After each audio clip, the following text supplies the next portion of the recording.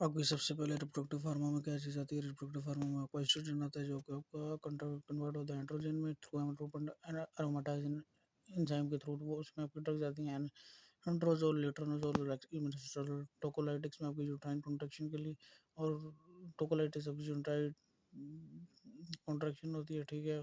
Uterine आपकी already contracted होती है, उसको रिलैक्स करने के लिए यूज़ होती है फॉर पेन के लिए।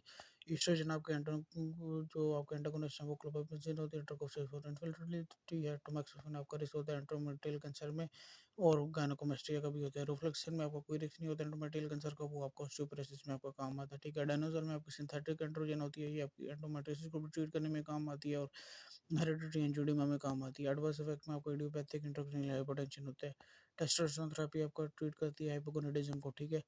फ्लूटामाइड आपका यूज होता है प्रोस्टेट कैंसर के लिए, ठीक है। और इसमें आपको एंड्रोजन इनहिबिटर ड्रग्स आप यूज करते हो। कीटोकोनाजोल आप यूज करते हो फॉर प्रोस्टेट कैंसर के लिए। टेम्सोलिन आप यूज करते हो to treat the benign prostate hypoplasia, first line drug है। और सेकंड लाइन फिनेस्ट्रासाइड है।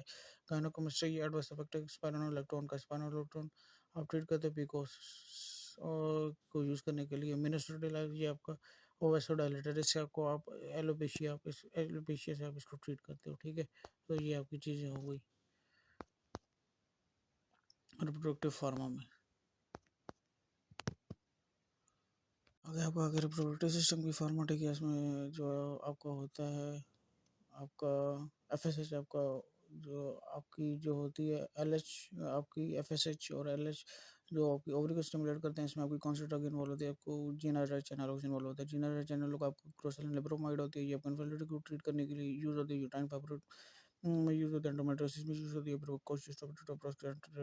कैंसर में भी यूज होती है, ठीक है। और क्लोमाइप्टाइन ड्रग ऑफ फॉर इनफर्टिलिटी के लिए। ओसीपी आप वो होती हैं जो ओसीपी उनके लिए यूज करते हैं जो कंसीव नहीं करना चाहते। ओसीपी का एडवर्स इफेक्ट आपको हेपेटिक एडिनोमा होता है। ओसीपी आपकी कॉन्ट्राइंडिकेटेड होती है मोर देन 35 ईयर्स। इसमें आपको कार्डियोवास्कुलर डिजीज के इश्यूज होते हैं, माइग्रेन होती है, कार्डियोवास्कुलर डिजीज होती है, स्ट्रोक और लिवर का इशू होता है, ठीक है। एडवर्स इफेक्ट में आपको इरेक्टाइल डिसफंक्शन होता है, हाइपोगोनाडिज्म होता है, ठीक है। लिबिडो आपकी डिक्रीज होती है, नोजिया वोमिटिंग होता है। इमरजेंसी कॉन्ट्रासेप्शन में आपको लॉन्ग टर्म आईयूडी होती है, इंट्रायूटाइन डिवाइस आप रखते हो।